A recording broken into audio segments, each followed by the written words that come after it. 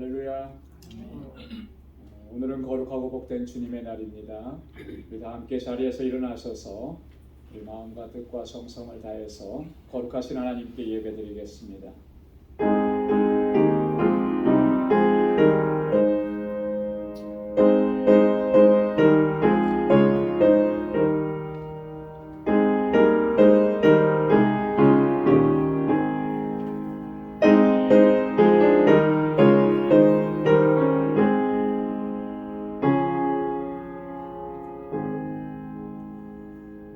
내가 여호와를 항상 송축하며 그를 송축함이 내 입에 계속하리로다. 내 영혼이 여호와로 자랑하리니 곤고한 자가 이를 듣고 기뻐하리로다. 여호와의 사자가 주를 경외하는 자를 둘러 진치고 저희를 건지시는도다. 너희는 여호와의 선하심을 맛보아 알지어다. 그에게 피하는 자는 복이 있도다. 너희 성도들아 여호와를 경외하라. 저를 경외하는 자에게는 부족함이 없도다. 아멘. 거룩하시고 자비하신 만군의 주 여호와 하나님 아버지, 오늘도 허락해 주신 복되고 거룩한 이날, 주님의 거룩하신 임재 앞으로 저희들을 불러주시고 우리에게 베풀어 주신 하나님의 그 크신 사랑과 은혜를 기억하며 감사와 찬양과 영광을 아버지께 올려드리게 하시니 감사합니다. 우리 주 성령께서 우리 마음과 생각을 주장하여 주옵시고 이 시간 온전히 주님만을 바라보고 주님께만 영광 돌리는 저희들 되게 하여 주옵소서. 거룩한 임재 안에 거하도록 이끌어 주옵시고 하나님 우리를 찾아와 주셔서 주님의 평강을 더하여 주옵소서. 우리의 예배를 받아 주옵소서. 예수님의 이름으로 기원하옵나이다. 아멘. 전능하사 천지를 만드신 하나님 아버지를 내가 믿사오며 그 외아들 우리 주 예수 그리스도를 믿사오니 이는 성령으로 잉태하사 동정녀 마리아에게 나시고 본디오 빌라도에게 고난을 받으사 십자가에 못 박혀 죽으시고 장사한 지 사흘 만에 죽은 자 가운데서 다시 살아나시며 하늘에 오르사 전능하신 하나님 우편에 앉아 계시다가 저리로서 산 자와 죽은 자를 심판하러 오시리라. 성령을 믿사오며 거룩한 공예와 성도가 서로 교통하는 것과 죄를 사하여 주시는 것과 몸이 다시 사는 것과 영원히 사는 것을 믿사옵나이다. 아멘. 자리에 앉으시기 바랍니다. 찬양으로 하나님께 영광 돌리겠습니다.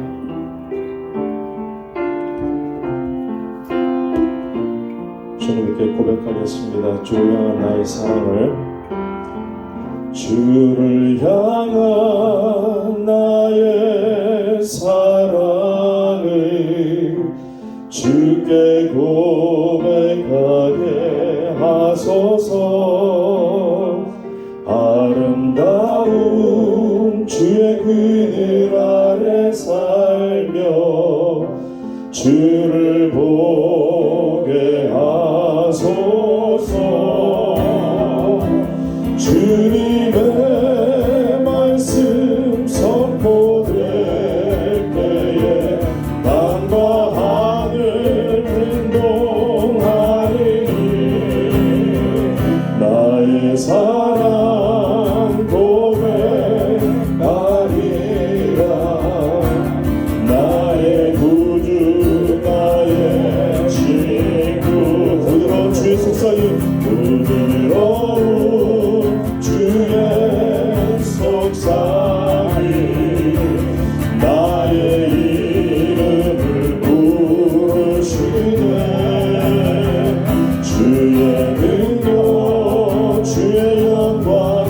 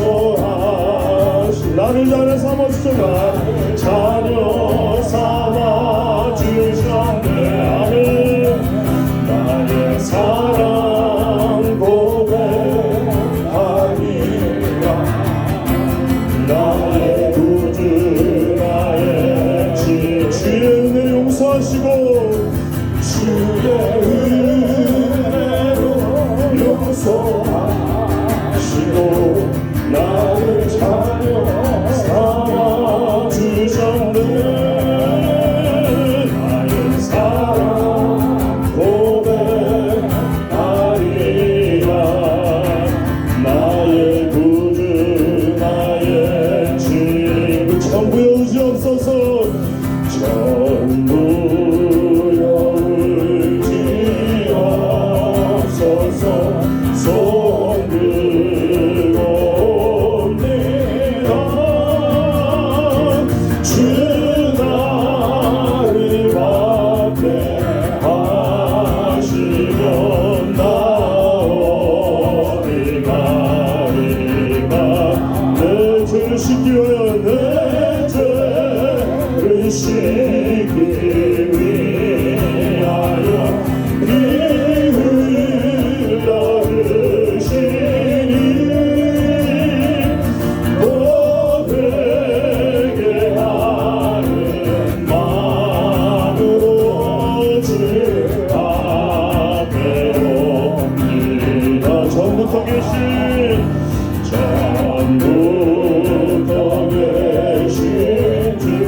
주께서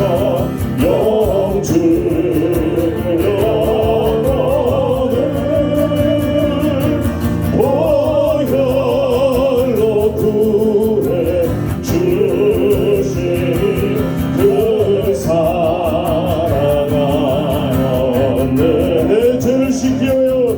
내 죄를 씻기 위하여 피 흘려 주시니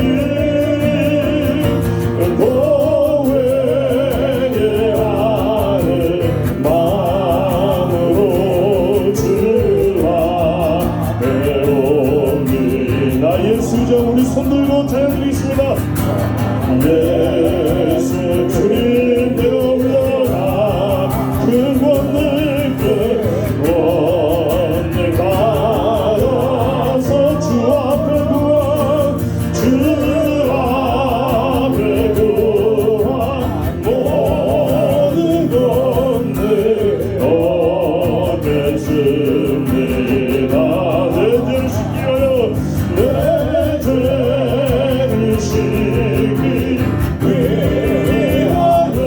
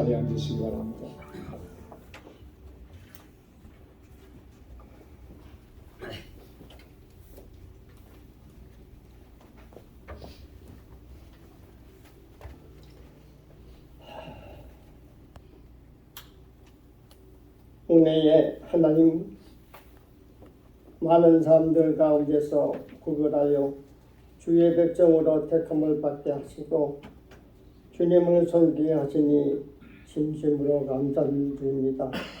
금년에도 개명년 벌써 6개월이 지나갑니다. 지난날에 부족하고 잘못된 것 다 용서하시고 다시 새롭게 하나님의 합한 자가 되게 도와주시옵소서. 하나님께서는 세계적으로 이스라엘 유대 민족을 다시 세우기 위해 이걸 이스라엘에도 모이기 원하고 있습니다. 하나님의 계획과 복음의 계획을 넓히기 위해 찾고 있습니다. 하나님은 우리들에게 말씀합니다. 신명기 10장 12절에 내 여호와를 경외하며 그 모든 도를 행하고 사랑하며 마음을 다하고 성품을 다하여 내 하나님 여호와를 섬기라. 이 말 주시는 것을 기억하게 해주시고 마음에 간직하게 도와주시옵소서. 아버지, 저희는 신령이 너무나 연약해서 늘 주님의 명철을 주옵소서. 아버지여, 도와주시옵소서. 저희들이 신앙생활에 있어서 너무나도 부족한 것 많으니 아버지 하나님께서 다스려 주시고 이 마음을 굳건히 잡아주시옵소서. 주여, 7월 3일은 멕시코 과테말라 알라메다 선교 여행을 떠납니다.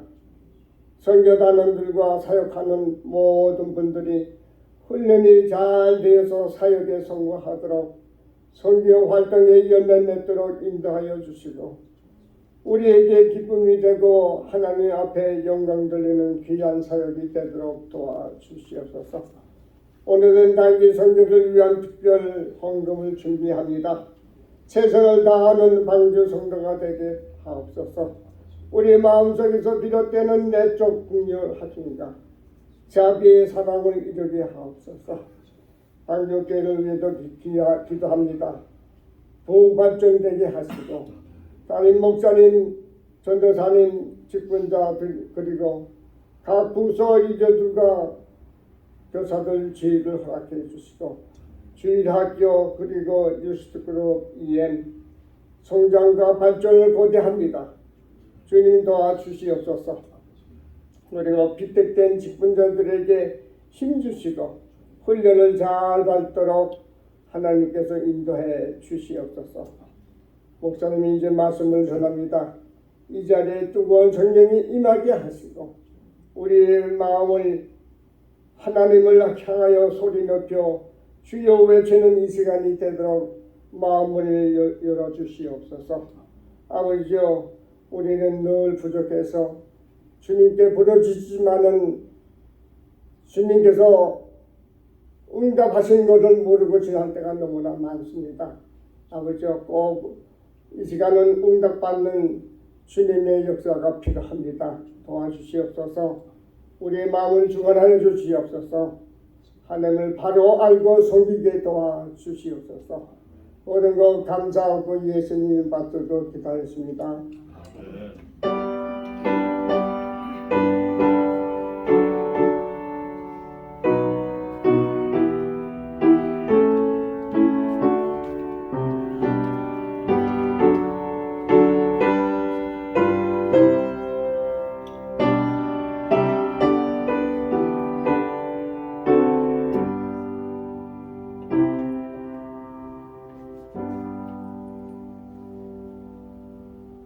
오늘 이 시간 우리에게 주시는 하나님의 말씀은 신약성경 데살로니가전서 제4장 1절에서 12절까지 말씀입니다. 데살로니가전서 제4장 1절로 12절 말씀을 제가 봉독하겠습니다. 정말로 형제들아, 우리가 주 예수 안에서 너희에게 구하고 권면하노니 너희가 마땅히 어떻게 행하며 하나님께 기쁘시게 할 것을 우리에게 받았으니 곧 너희의 행하는 바라 더욱 많이 힘쓰라. 우리가 주 예수로 말미암아 너희에게 무슨 명령으로 준 것을 너희가 아느니라. 하나님의 뜻은 이것이니 너희의 거룩함이라. 곧 음란을 버리고 각각 거룩함과 존귀함으로 자기의 안에 취할 줄을 알고 하나님을 모르는 이방인과 같이 세욕을 쫓지 말고 이 일의 분수를 넘어서 형제를 해하지 말라. 이는 우리가 너희에게 미리 말하고 증거한 것과 같이 이 모든 일에 주께서 신원하여 주심이니라. 하나님이 우리를 부르심은 부정케 하심이 아니요 거룩케 하심이니 그러므로 저버리는 자는 사람을 저버림이 아니요 너희에게 그의 성령을 주신 하나님을 저버림이니라. 형제 사랑에 관하여는 너희에게 쓸 것이 없음은 너희가 친히 하나님의 가르치심을 받아 서로 사랑함이라. 너희가 온 마게도냐 모든 형제를 대하여 과연 이것을 행하도다. 형제들아 권하노니 더 많이 하고 또 너희에게 명한 것 같이 종용하여 자기 일을 하고 너희 손으로 일하기를 힘쓰라. 이는 외인을 대하여 단정히 행하고 또한 아무 궁핍함이 없게 하려 함이라. 아멘. 할렐루야. 사자성어 가운데 주마가편이라는 말이 있습니다. 주마가편, 달릴 주 말마, 더할까 채찍편.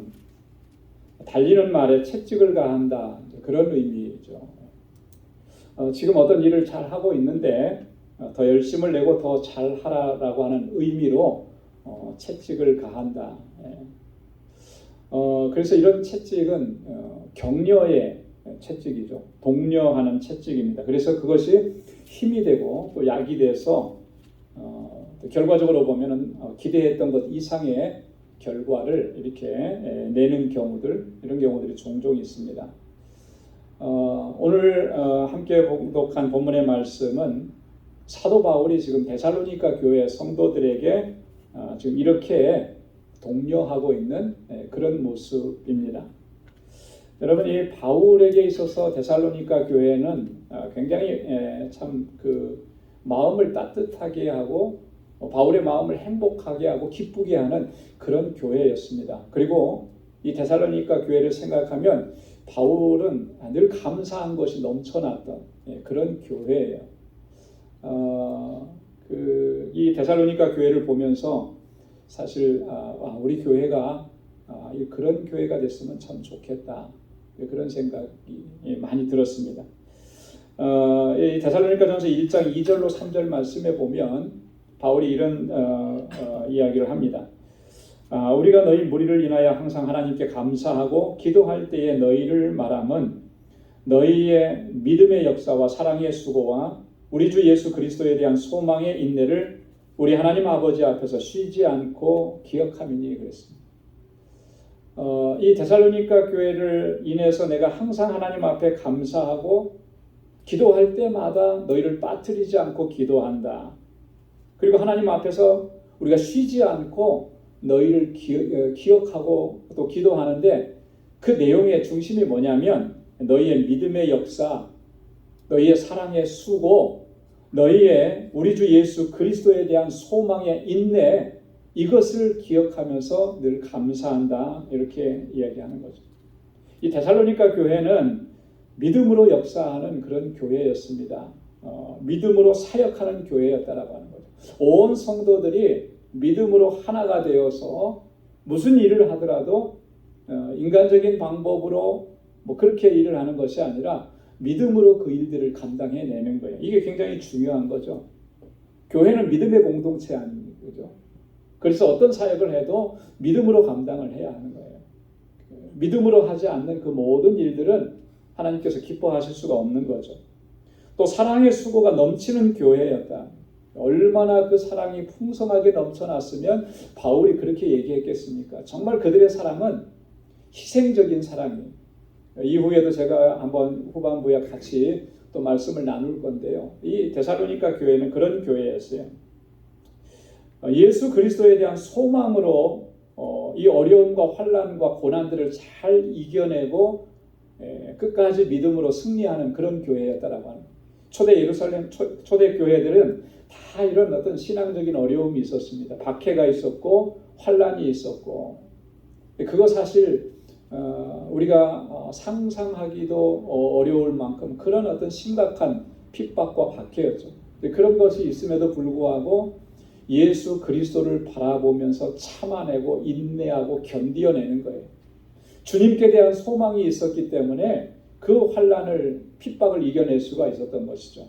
그렇게 믿음을 잘 지켜갔던 그런 교회였다라고 합니다. 어느 하나 정말 흠잡을 데 없이 그렇게 믿음 생활을 잘하는 교회였습니다. 그래서 바울은 이 데살로니가 교회를 얼마나 칭찬을 많이 하는지 모릅니다. 입에 침에 마르도록 그렇게 칭찬을 하는 거예요. 데살로니가전서 1장 7절에 보면 너희가 모든 믿는 자의 본이 되었다 이렇게 칭찬을 합니다. 저들의 믿음 생활하는 모습이 동시대에 신앙생활을 하는 또 다른 지체들에게 본이 되는 그런 모습이었다라고 하는 거죠. 또 데살로니가전서 1장 8절에 보면 하나님을 향하는 너희 믿음의 소문이 각처에 퍼졌다 이렇게 칭찬하는 거예요. 소문난 교회예요. 뭐로 소문났느냐?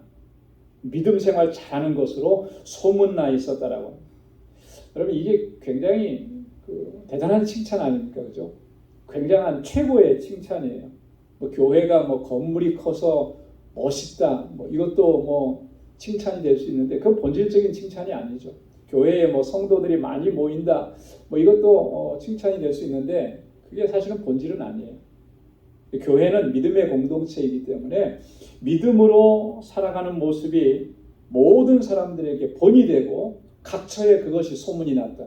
이것처럼 귀한 일이 어디 있겠습니까? 바로 데살로니가 교회가 그런 교회였다라고 하는 거죠. 그럼에도 불구하고 오늘 본문 말씀에 보면 주마가편이라는 거예요. 달리는 말에 채찍을 더하면서 바울이 더 격려하고 더 독려하는 것입니다. 여러분 본문 1절 말씀에 보면 정말로 형제들아 우리가 주 예수 안에서 너희에게 구하고 권면하노니 너희가 마땅히 어떻게 행하며 하나님께 기쁘시게 할 것을 우리에게 받았으니 곧 너희의 행하는 바라 더욱 힘쓰라. 너희가 지금 어떻게 마땅히 행해야 하는지 하나님께서 기뻐하시는 일들을 어떻게 해야 하는지 이거 이미 너희가 다 알고 그렇게 잘 하고 있다라고 하는 거예요 지금. 그런데 뭐라고 하냐면 더욱 힘쓰라 그러는 거죠. 더 힘써라. 바울은 여기에서 그들이 멈추지 말고 이 상태에서 머물러 섰지 말고 여기서 만족하지 말고 한 단계 더 올라가도록 두 단계 더 올라가도록 그렇게 지금 데살로니가 교회 성도들을 격려한다라고 하는 거예요. 여러분 이게 신앙의 원리에 있어서 굉장히 중요합니다. 여러분 우리가 일상적인 삶에서도 보면 이 무슨 일이든지 어떤 일을 하든지 항상 위기의 순간이 다가오는 그런 경우들이 있어요. 뭐든지 다 항상 잘 되지는 않습니다. 그죠? 비즈니스를 하시는 분들도 그렇고 직장 생활 하시는 분들도 그렇고 그렇잖아요. 잘 될 때가 있는가 하면 생각지도 못하는 뜻하지도 않은 그런 일들이 발생을 해서 위기를 맞이하게 됩니다. 지난 코로나 팬데믹 3년간의 이 기간은 정말 우리 모두의 삶을 참 힘들게 만드는 그런 위기의 순간들이었는데 특별히 비즈니스 하시는 분들이 얼마나 많이 스몰 비즈니스 하시는 분들이 얼마나 많이 힘들었는지 우리는 다 직접 겪으셨고 또 그런 것을 겪는 분들을 우리 바로 옆에서 또 다 봤습니다. 그것뿐입니까? 직장도 마찬가지죠. 이런 시간 때문에 잘 나가던 직장에서 하루아침에 해고가 되는 일들 이런 일들이 부지기수로 일어났어요. 지금 잘 된다고 해서 끝까지 잘 되리라는 보장이 없고 항상 그렇게 평탄하리라는 거 우리가 기대할 수가 없습니다. 언젠가는 위기의 순간이 찾아와요. 요즘처럼 내 의지와는 내 의도와는 상관없이 그렇게 위기가 찾아올 때도 있지만 많은 경우에 보면 주로 어떨 때 위기가 찾아오느냐면 이만하면 됐다라고 생각하는 바로 그 순간에 위기가 찾아오는 거예요. 그러면서부터 긴장의 끈을 놓치고 그러면서 잠시 숨을 고르고 그러다 보면서 마음이 해이해지는 거죠. 그래서 위기를 자초하는 경우들이 많아요. 여러분 신앙생활도 믿음생활도 마찬가지예요. 항상 우리가 성령으로 충만하고 또 항상 우리가 은혜로 충만하게 그렇게 살아가고 싶은데 사실 그렇지 못하더라는 거죠. 어제는 참 은혜가 충만했고 성령이 충만한 것 같은데 오늘 아침에 일어나 보니까 그 은혜가 언제 다 사라져 버렸는지. 그래서 불평이 나오고 원망이 나오고 낙심이 나오고 절망이 나오고 그것들이 우리의 믿음의 여정에 발목을 잡아버리는 그런 경우들이 비일비재하게 일어난다라고 하는 거예요. 왜 이런 일들이 발생을 하게 되는 것일까? 요인이 많이 있겠지만 그 중에 대표적인 요인 하나를 사도 바울은 이렇게 얘기합니다. 고린도전서 10장 12절에서 그런즉 선줄로 생각하는 자는 넘어질까 조심하라. 다 된 줄로 생각하는 사람은 넘어질까 조심해야 된다. 그때가 위험한 순간이라는 거죠. 이 정도면 됐다라고 생각하는 그 순간, 내가 이만큼 봉사하고 수고했으면 됐지라고 하는 그 순간이 바로 가장 위험한 순간, 넘어지는 그런 순간이 된다라고, 이거 기억하라라고 하는 거예요. 위기는 바로 그럴 때 찾아오는 거예요. 우리는 그렇잖아요. 내가 지금 은혜 충만하고 성령 충만하고 기도 열심히 하니까 뭐든지 다 형통할 것 같아요. 기도한 대로 다 응답을 받는 것 같아요. 어려움이 없을 것 같습니다.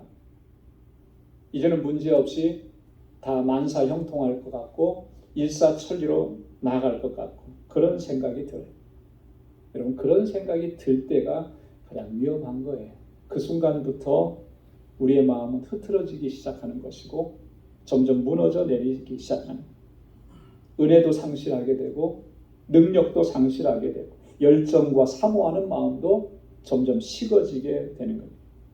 그래서 바울이 선줄로 생각하는 자는 넘어질까 조심하라 그렇게 얘기합니다. 오늘 바울이 지금 데살로니가 교회 성도들에게 이렇게 격려하고 독려하는 것도 여러분 같은 맥락에서 그렇게 하는 것입니다. 더욱 많이 힘쓰라고 그렇게 권고하는 거 똑같은 이유에서 그런 거예요. 여러분 한번 따라서 해보시기 바랍니다. 더욱 많이 힘쓰라. 더욱 많이 힘쓰라. 더욱 힘써야 돼요. 더 많이 힘써야 되는 것입니다. 그러면서 바울이 몇 가지 권고합니다. 정말 우리가 힘써야 될 일이 뭐냐, 여러 가지 얘기를 하는데 그 중에 오늘 두 가지만 좀 생각을 해보려고 합니다. 그게 뭐냐면 지난 3주 전부터 계속 제가 반복해서 이 말씀을 나누는 중에 반복해서 드렸던 말씀이에요. 뭐냐면 거룩한 삶을 힘쓰라는 거예요. 거룩한 삶. 오늘 본문 3절 말씀에 보면 하나님의 뜻은 이것이니 너희의 거룩함이라 곧 음란을 버리고, 하나님의 뜻이 뭐라 그랬습니까? 우리의 거룩함이라 그랬어요. 하나님의 뜻이라고 얘기했습니다. 7절과 8절 말씀에도 보면 하나님이 우리를 부르심은 부정케 하심이 아니요 거룩케 하심이니, 하나님께서 우리를 부르셨습니다. 어디로 부르셨냐면 하나님의 거룩함으로 부르셨다라고 하는 거예요. 그러므로 저버리는 자는 사람을 저버림이 아니요 너희가 그의 성령을 주신 하나님을 저버리느냐. 거룩케 하심을 지켜나가고 거룩함을 힘쓰는 이 일을 저버리는 것은 결국 하나님을 저버리는 것과 같은 것이다라고 하는 것이 오늘 바울의 이야기인 것입니다. 여러분, 우리를 향해서 가지고 계신 그 하나님의 최대의 관심은 뭘까? 여러분, 뭘 것 같습니까? 그건 우리의 거룩함이라고 하는 거예요. 그래서 오늘 본문에도 하나님의 뜻이라고 이렇게 말씀을 하죠. 모세는 레위기서에서 그렇게 얘기했습니다. 하나님께서 뭐라고 말씀하셨냐면 내가 거룩하니 너희도 거룩할지니라. 하나님께서 우리에게 보시는, 찾으시는 것은 그 거룩함이라고 하는 거예요. 왜? 우리를 거룩함으로 불러주셨는데 그 거룩함을 잃지 않고 거룩한 하나님의 백성으로 살아가기를 늘 힘쓰라고 하는 것이죠. 그래서 바울이 오늘 본문에서도 하나님의 뜻은 이것이니 너희의 거룩함이니라 그렇게 말씀한 거예요. 여러분 한번 따라서 해보시기 바랍니다. 하나님의 뜻은 우리의 거룩함입니다. 할렐루야. 여러분, 하나님의 뜻이 성경에 많이 제시되어 있지만 그 중에 가장 중요한 것 하나가 바로 우리의 거룩함이라고 하는. 여러분, 우리나라 기독교, 대한민국의 기독교는 사실 전 세계 기독교 역사 가운데에서도 그 유래를 찾아볼 수 없을 정도로 급성장한 그런 그 역사적인 사실을 가지고 있습니다. 복음이 전파된 지 1세기 만에 한때는 전체 인구의 거의 한 4분의 1 가까이가 그리스도인이 되는 그런 놀라운 부흥을 이루었었습니다. 그리고 전 세계의 선교사를 가장 많이 파송한 나라, 그 두 번째 나라가 우리나라였다. 그리고 전 세계 모든 교회들을 다 통틀어서 가장 큰 대규모의 교세를 자랑하는 그런 교회들도 우리나라의 대부분이 다 있었다. 외형적으로 볼 때는 정말 그런 모습만 보면 최고의 기독교 국가인 것은 맞습니다. 그죠? 자, 그런데 내부적으로 보면 우리가 정말 그렇다고 얘기할 수 있을까? 지금 이 얘기도요, 사실은 이게 십수년 전 얘기가 되는 거예요. 지금의 대한민국의 기독교는 얼마나 또 급속하게 쇠퇴해져 가는지 모릅니다. 기독교 인구가 한때는 4분의 1이었다 그랬는데 지금은요, 뭐 5분의 1도 안 되고 7분의 1도 안 되고 급격하게 이제 줄어들고 있는 그런 실정이에요. 교회와 성도들에 대한 세상 사람들의 어떤 시선 싸늘하기만 합니다. 처음에 우리 기독교가 이 한반도에 또 복음이 전해졌을 때, 그래서 교회가 세워지고 초대교회가 이렇게 성장해가고 부흥해 갈 때 교회는요, 이 세상에 길잡이 역할을 했어요. 소망을 주고 사람들의 생각을 바꾸고 그 시대의 문화를 바꿔가고 어떤 정신적인 그런 지주가 되어 있어요. 나라를 위해서, 국가를 위해서 정말 교회가 하는 일들이 참 많았고요. 나라가 참 위기에 처해 있을 때, 어려움에 처해 있을 때 이 나라를 살리기 위해서 앞장섰던 사람들 대부분들이 그리스도인들이고 교회였습니다. 그리고 사회에서 그런 악습 이런 것들을 타파하기 위해서 교회가 가장 먼저 앞장섰던 거죠. 선교사님들의 이야기 가운데 보면 이런 우리나라가 특별히 한국 교회가 금주를 강조합니다. 그렇죠? 여러분들 술 마시는 문제 이것에 대해서 미국 교회를 경험해 보신 분들은 얘기 뭐 아시겠지만 미국 사람들은 그런 거 별로 이렇게 중요하게 생각하지 않더라고요. 그래서 뭐 교회 안에서 뭐 설교하고 뭐 이렇게 할 때 술 마시면 안 됩니다. 뭐 이런 얘기 잘 안 하는 것 같아요. 근데 우리나라는 초창기에 그 일이 굉장히 선교사님들의 중심 그런 어떤 그 사역의 방향 중에 하나였어요. 와서 이렇게 한국 상황을 보니까 그런 거죠. 너무 사람들이 술을 너무 많이 마시는 거예요. 그러면서 가정이 뭐 힘들어지고 일도 제대로 안 되고 뭐 이런 것들을 많이 보면서 이게 문제구나 해서 사실 금주를 굉장히 많이 강조한 거예요. 그래서 교회 안에서도 직분자로 세례받고 할 때는 가장 먼저 질문하는 것, 그리고 결단하게 하는 게 이제 그런 내용들이었습니다. 그러면서 이제 사회의 어떤 이런 폐단들, 악습들 이거를 하나씩 바꿔가는데 교회가 그 중요한 역할들을 했다라고 하는 것이죠. 그래서 세상 사람들이 교회를 보면, 그리스도인들을 보면, 목회자들을 보면 존중해 줬습니다. 존경했습니다. 그리고 그 말하는 것을 인정해 줬어요. 그런데 과연 지금 오늘 우리가 살아가고 있는 이 시대에는 과연 그때의 그 모습이 지금도 우리가 발견할 수 있는 모습이냐라고 하는 거죠. 정반대의 모습이죠. 교회가 세상을 이끌어가는 것이 아니라 오히려 세상이 교회를 향해서 교회가 변해야 된다고, 교회가 개혁해야 된다고 그렇게 목소리를 높이고 있는 그런 실정이 아니냐라고 하는 거죠. 언제부턴가 교회는 자정 능력을 상실해 버렸습니다. 여러분, 자정 능력이라고 하는 게 뭐예요? 스스로가 자기를 깨끗하게 하는 거잖아요.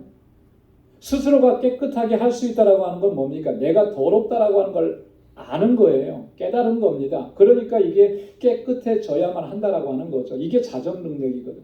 그래서 그 공동체 안에 잘못된 것들이 들어오면 그것을 바로잡으려고 노력하고 최선을 다하고, 이게 자정 능력인데 언젠가부터는 그게 없어진 거예요. 그러니까 점점 우리 신앙 공동체가 거룩한 공동체인데 점점 부패하고 타락해져 가는 것이죠. 거룩함을 상실해 버린 것입니다. 이것이 오늘 우리의 치명적인 문제가 아니겠느냐. 여러분, 하나님께서 우리를 어떻게 자녀 삼아 주셨습니까? 너는 내 자녀라, 너는 내 백성이라 그냥 불러서 그렇게 세워주셨습니까? 그렇게 하시지 않은 거예요. 하나님께서 우리를 하나님의 거룩한 백성, 하나님의 자녀로 삼으시기 위해서 하나님 편에서는 전부 다 희생하신 거예요. 독생자 예수 그리스도를 이 땅에 보내어 주셔서 우리의 죄를 다 짊어지게 하시고 그분이 십자가에 달려 돌아가시면서 우리를 거룩한 하나님의 백성으로 삼아주신 거예요. 주님의 보혈로 우리의 죄를 씻어주시고 우리를 의롭다고 해주시고, 그래서 우리가 예수 그리스도를 믿는 그 한 사람 한 사람을 더 이상 죄인이 아니다라고 하나님께서 그렇게 해주신 거예요. 그래서 바울이 로마서 8장 1절에서 그렇게 얘기했잖아요. 그리스도 예수 안에 있는 자에게는 결코 뭐가 없다고요? 정죄함이 없다. 더 이상 죄가 없다 그랬습니다. 죄가 없으면 뭐예요? 의인이라는 얘기죠. 의인. 너는 의로운 존재다. 이렇게 우리를 칭해 주신 거예요. 여러분, 이렇게 우리가 의롭다 인치심을 받았다면 누구나 다 할 거 없이 다음 단계로 나가야 되는 거예요. 그게 뭐냐면 성화의 과정인 거죠. 성화의 단계. 거룩한 하나님의 백성으로 살아가기를 힘쓰는 단계입니다. 여러분, 근데 우리가 이 부분에 있어서는 너무나 부족하지 않았느냐라고 하는 거죠. 아니, 어쩌면 이 부분에 있어서는 전무하지 않았을까. 그러니까 내가 예수 믿고 구원받았다고 그렇게 고백하면서도 나의 삶에는 전혀 변화가 나타나지 않는 거예요. 여러분, 예수 믿고 구원받았으면 당연히 마땅히 그 삶이 변화되는 것은 당연한 겁니다. 따라오는 겁니다. 그런데 우리는 이 거룩한 하나님의 백성으로 살아가기를 포기해버린 거예요. 생각지도 않은 거예요.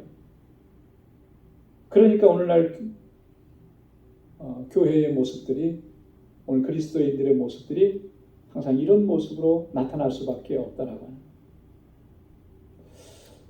여러분, 거룩한 삶을 힘쓰는 것, 이건 너무나 중요한 것입니다.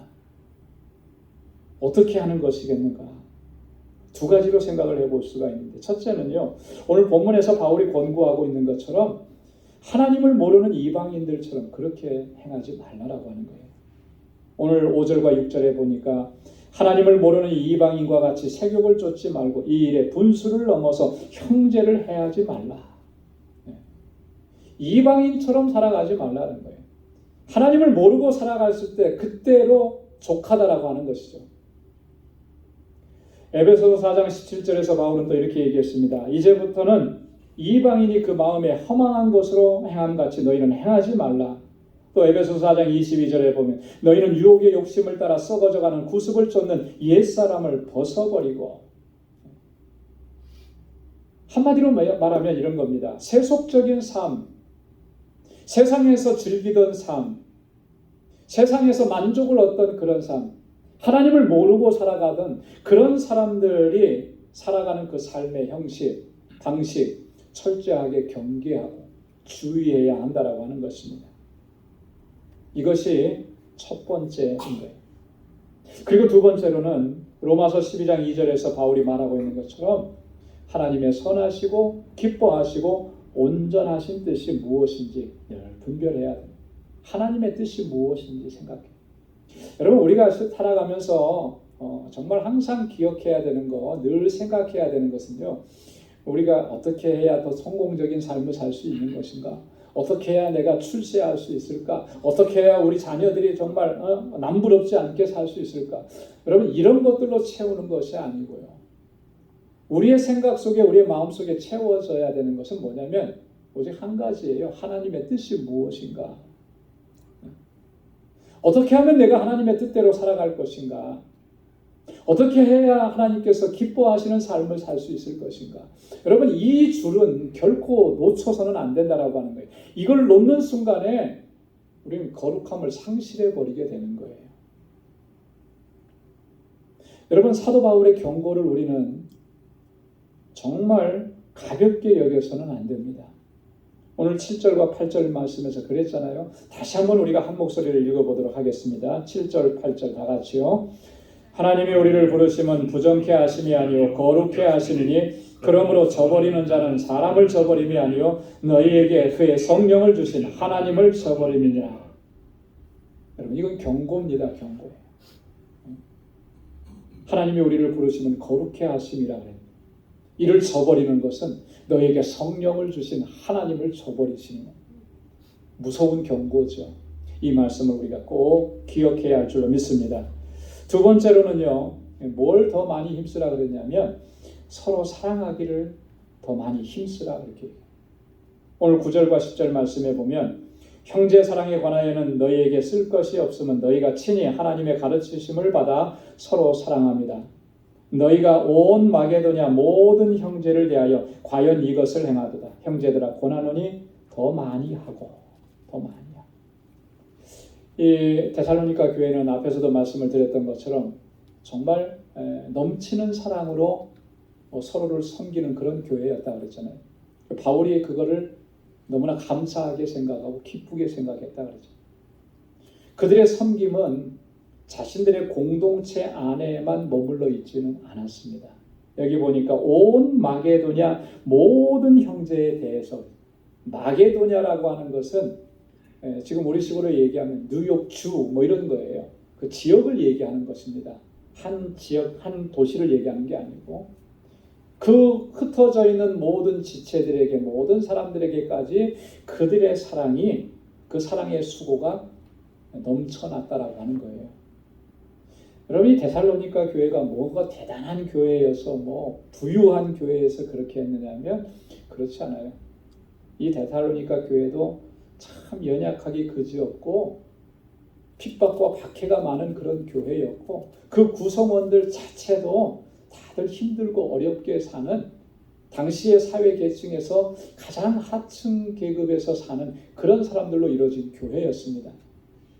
그럼에도 불구하고 그들이 사랑하고 섬기고 희생하고 그렇게 하는 일들이 너무나 풍성하게 넘쳐난 거죠. 그래서 바울이 너무나 기뻤어요. 자, 지금 잘하고 있는데 더 많이 해라. 그렇게 격려하는 거예요. 여러분, 우리가 사랑으로 행하는 일, 이 일은요, 정말 우리가 최선을 다해서 감당해야 해요. 왜 그러냐면 주님께서 우리에게 명령하신, 주님께서 우리에게 주신 새 계명이기 때문에 그렇습니다. 그렇잖아요. 내가 너희에게 새 계명을 주노니 너희가 서로 사랑하라. 사랑으로 행하라고 하는 것은 주님의 계명인 것입니다. 또 하나 중요한 이유는 뭐냐면 오늘 이 시대는 점점 사랑이 식어가는 그런 시대예요. 미움과 다툼이 더 깊어지는 그런 시대이기 때문에 이런 모습은요, 마지막 때의 징조인 겁니다. 마지막 때의 모습을 우리가 지금 보고 있는 거예요. 왜냐하면 예수님께서 그렇게 말씀하셨죠. 마태복음 24장 10절과 12절에 그때 많은 사람이 시험에 빠져 서로 잡아주고 서로 미워하겠으며 불법이 성함으로 많은 사람의 사랑이 식어지리라. 마지막 때의 징조를 말씀하시면서 사람들이 불법을 좋아하고 사랑이 식어질 것이다. 진짜 우리가 그래요. 그 속에서 우리가 살고 있습니다. 그래서 사도 베드로가 그렇게 우리에게 권면했습니다. 베드로전서 4장 7절 8절에 보면 만물의 마지막이 가까웠으니 그러므로 너희는 정신을 차리고 근신하여 기도하라. 마지막 때가 가까웠으니 기도해야 돼요. 정신을 차리고 그리고 그 다음에 주는 말씀이 뭐냐면 무엇보다도 열심으로 서로 사랑할지니 사랑은 허다한 죄를 덮느니라. 무엇보다 열심으로 뭐 하라 그랬습니까? 서로 사랑하라. 사랑하라. 여러분, 다툼이 일어나고 분쟁이 일어나는 가장 근본적인 원인은 사랑이 식었기 때문인 거예요. 사랑이 충만해지면 어떤 것도 문제가 되지 않습니다. 사랑으로 충만해지면 다 이해가 되고 다 용서가 돼요. 그런데 사랑이 식어지면 아무것도 아닌 것이 문제가 되고 다툼이 되고, 그런 사랑이 식어지는 것을 우리가 경계해야 하는. 오래전에 있었던 이 미국인 가정에서 있었던 실제 일인데 문득 이 말씀을 준비하면서 떠오르더라고요. 뭐냐면 그 부부가 있었는데 부인이 아파가지고 신장이 문제가 생겼다. 그 신장을 이렇게 이식하지 않으면 안 되는 그런 상황. 마침 남편이 그 조직이 잘 맞아가지고 남편이 신장을 이식을 해줘서 부인이 다시 건강하게. 자, 그런데 문제가 생겼습니다. 이 건강해진 여인이, 이 부인이 다른 남자를 사랑하기 시작한 거예요. 외도하기 시작한 거예요. 이게 뭐 이야기나 소설에나 나올 법한 얘기인데 실제로 그랬대요. 우리가 살고 있는 이 가까운 롱아일랜드 지역에서 한 10여 년 전에 있었던 일인데, 자, 그래 결국에는 그 가정이 파탄이 나는데 나중에 남편이 뭐라고 했냐면 소송을 낸 거예요. 와이프에게. 어떤 소송을 냈겠습니까? 내 신장 내놓으라고. 내 신장 내놓으라고. 당신이 그렇게 하라고 내 신장 준 거 아니다. 그런 거죠. 사랑으로 충만했을 때는 내 신장을 다 떼어줄 수 있어요. 그죠? 근데 사랑이 식어지고 배신이 있고 그러니까 어떻습니까? 그거 다시 돌려내라는 거죠. 여러분, 사랑이 있느냐 없느냐는 이렇게 참 서로 다른 엄청난 결과를 초래하게 되는 거예요. 그런데 그거보다 더 심각한 문제를 초래합니다. 사도 요한은 요한일서 4장 20절에서 이렇게 얘기합니다. 여러분 한번 같이 한번 읽어보도록 하겠습니다. 누구든지 하나님을 사랑하노라 하고 그 형제를 미워하면 이는 거짓말하는 자니 보는 바 그 형제를 사랑하지 아니하는 자가 보지 못하는 바 하나님을 사랑할 수가 없느니라.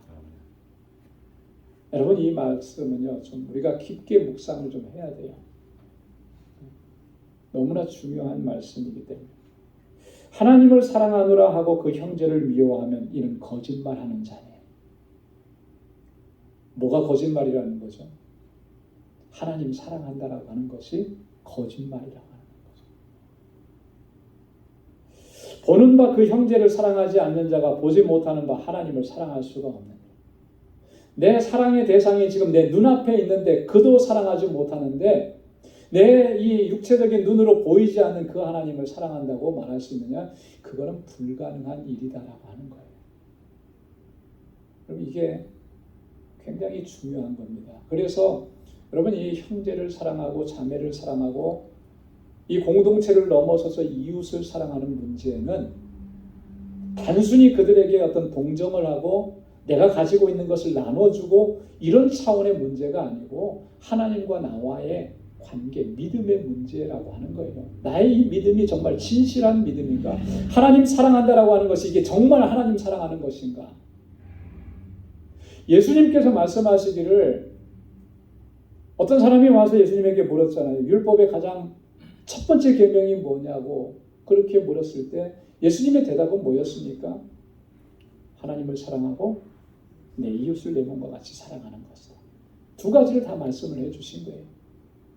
우리는 하나님 사랑하는 것입니다. 그리고 그 다음이 이웃을 사랑하는 것입니다. 이렇게 차등을 두는데 예수님은 차등을 두지 않았습니다. 그 같은 거라는 거죠. 같은 거.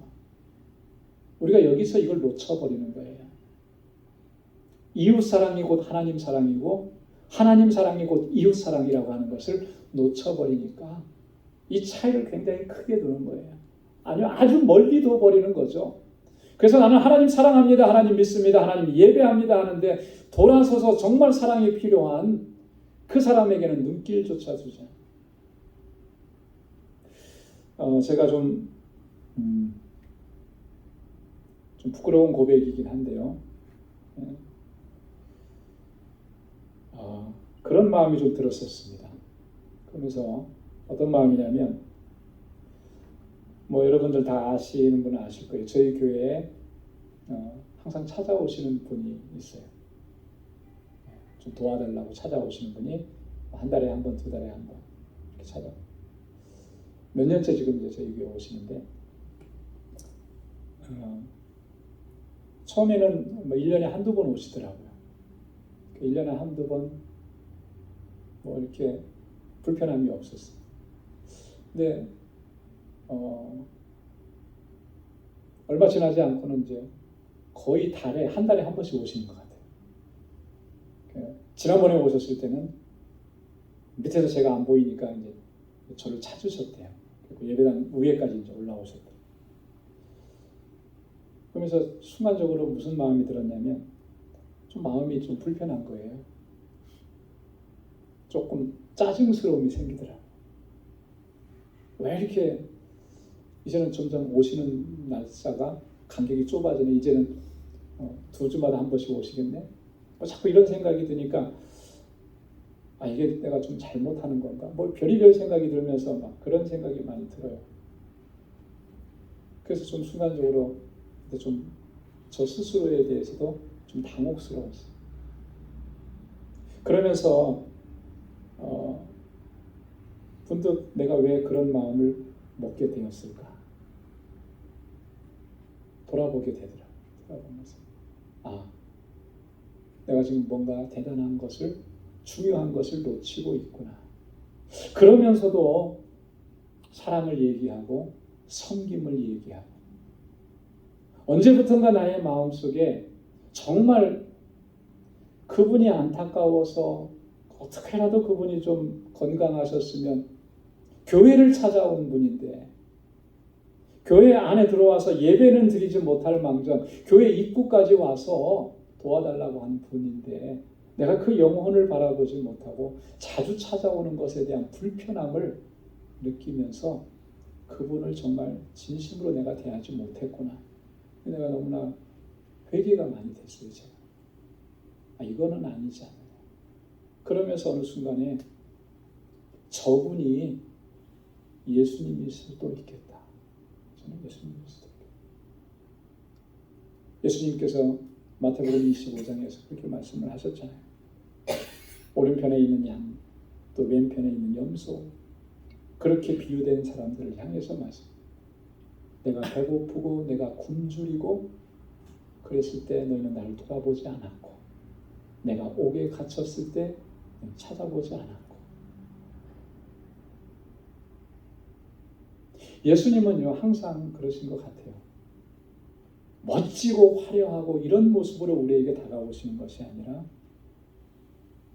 주님이 말씀하셨던 그런 모습으로 우리에게 다가와. 그래서 우리는 예수님인 줄 모르는 거예요. 그저 우리와 다르기 때문에, 냄새나기 때문에, 귀찮기 때문에 밀어내는 거죠. 과연 그러고도 내가 사랑을 얘기할 수 있을까? 사랑을 설교할 수 있을까? 정말 너무너무 회개가 많이 됐어요. 사실 이 본문의 이 말씀들은 저를 향한 그런 설교이기도 한 것입니다. 정말 우리가 오늘 바울이 권고하고 있는 이 말씀들을 다시 한번 우리가 깊게 마음에 새기고 정말 힘써야 될 것이 뭔가. 바울이 강조하고 또 강조했던 이 내용들은 오늘 우리에게도 정확하게 적용이 되고 필요한 것들이라는 거죠. 거룩하게 하심을 힘써 지켜나가고, 주님께서 우리를 사랑해 주신 그 사랑으로 또 사랑하며 섬기는 일에 더 많이 하고, 또 그렇게 하나님의 뜻을 이루어갈 수 있는 우리 모두가 될 수 있기를 주님의 이름으로 축원합니다. 기도하겠습니다. 하나님 아버지 감사합니다. 오늘도 하나님 이 아침 거룩하고 복된 날을 우리에게 허락해 주셔서 하나님을 경배하고 찬양하게 하시니 감사합니다.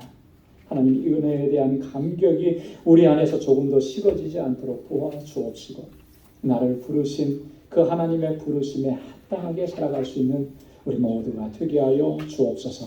예수님의 이름으로 기도드리옵나이다. 아멘. 이 찬송 360장 부르시면서 준비하신 예물 하나님께 드리겠습니다.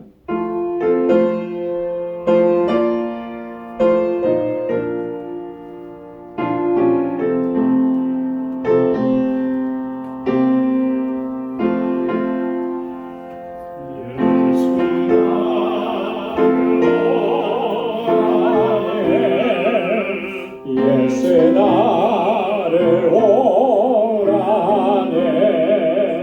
어디든지 주를 따라 주와 같이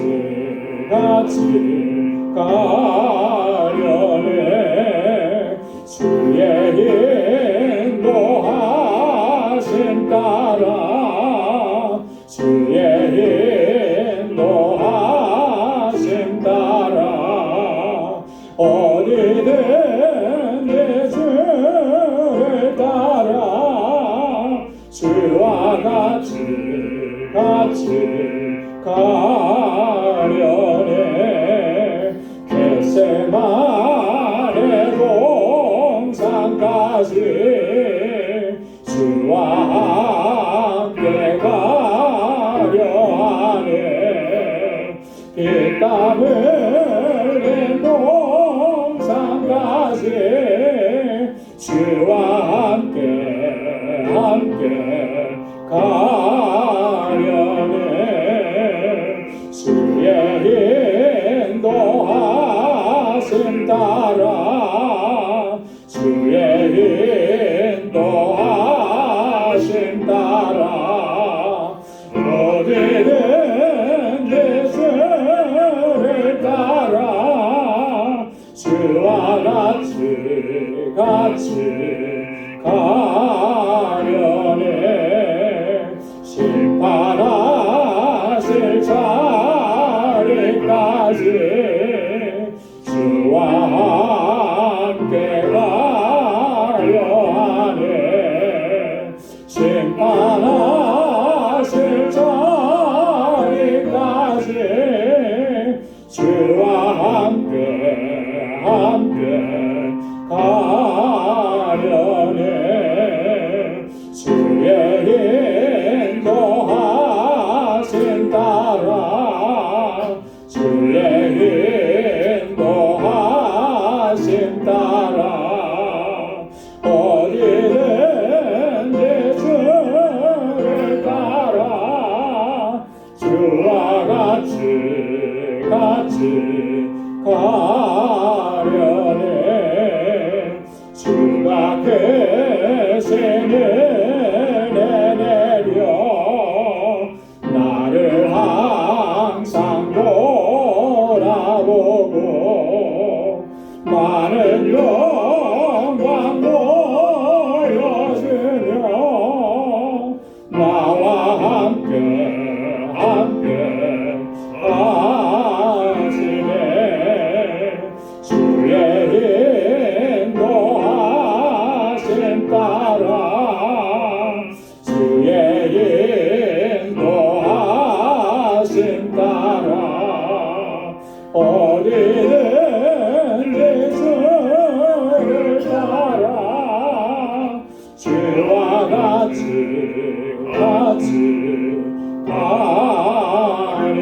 가려네 나가신 모든 것 다 주의 것이 그 많은 귀한 선물을 다 주께 바치네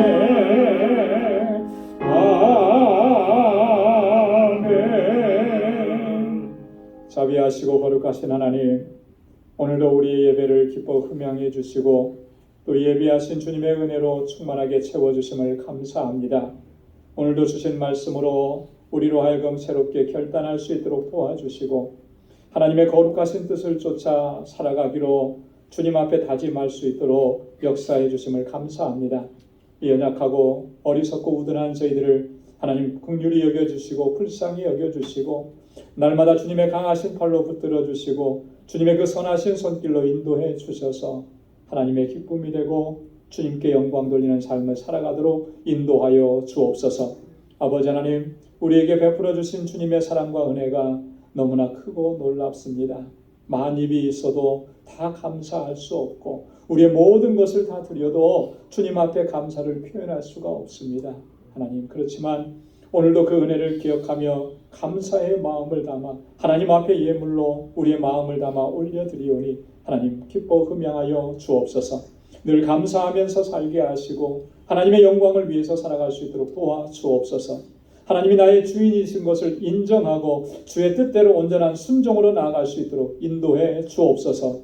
우리에게 명하신 영혼 구원의 사명, 복음을 전하는 일, 선교하는 일에 언제나 우리가 최선을 다할 수 있도록 도와주시고 하나님께서 역사하시는 그 놀라운 역사를 날마다 목도하는 은혜도 허락하여 주옵소서. 주님의 몸된 교회를 위해서 눈물을 흘리고 기도하게 하시고 땀 흘려 수고하고 헌신하고 봉사하게 하시고 그리하여 이 교회가 정말 하나님께서 기뻐하시는 아름다운 믿음의 공동체로 견고하게 서갈 수 있도록 은혜 베풀어 주옵소서.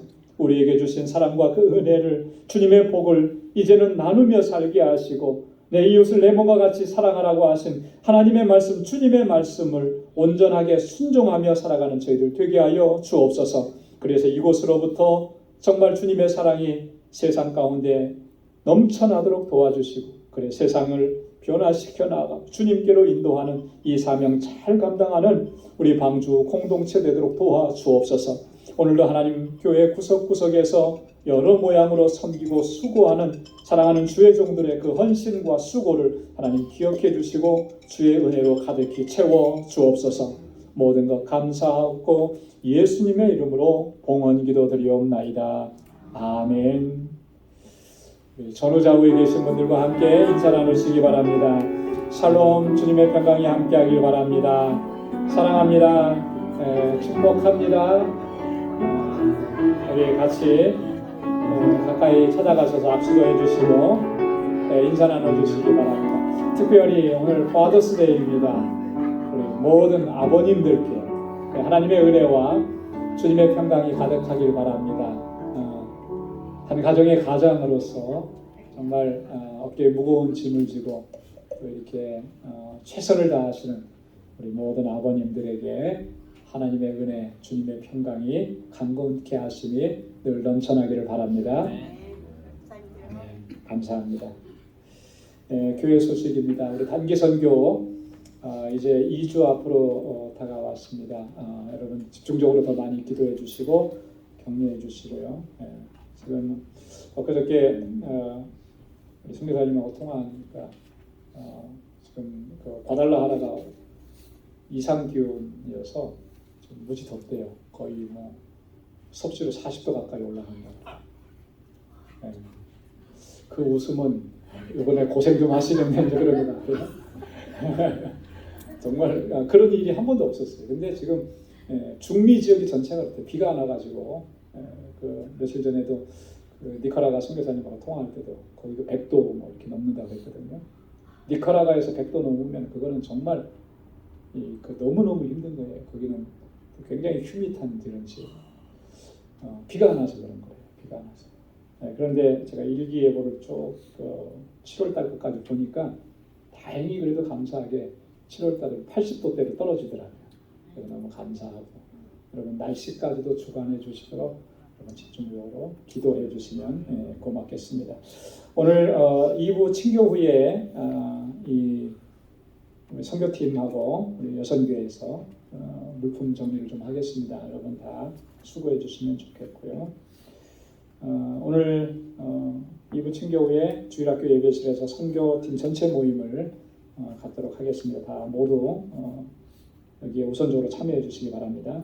구역장 교사 모임도 있습니다. 그 이후에 다음 주일에는 우리 졸업 축하 순서가 있습니다. 2부 예배 시간에 각급 학교를 졸업하는 학생들 축하하는 시간인데요.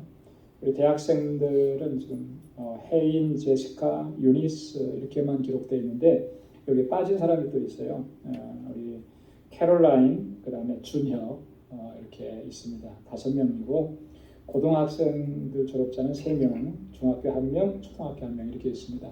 우리 부모님들께서는 우리 자녀들에게 또 이 상황 얘기해 주시고 다음 주에는 2부에 광고 시간에 다 참여해서 또 이렇게 축하하고 축복하는 시간을 갖도록 그렇게 하겠습니다. 우리 피택자 교육은 단기 선교 준비 또 단기 선교 다녀오는 관계로 한 달 동안은 좀 휴강하도록 그렇게 하겠습니다. 우리 다 함께 자리에서 일어나셔서 마지막 찬양 1절 부르시겠습니다.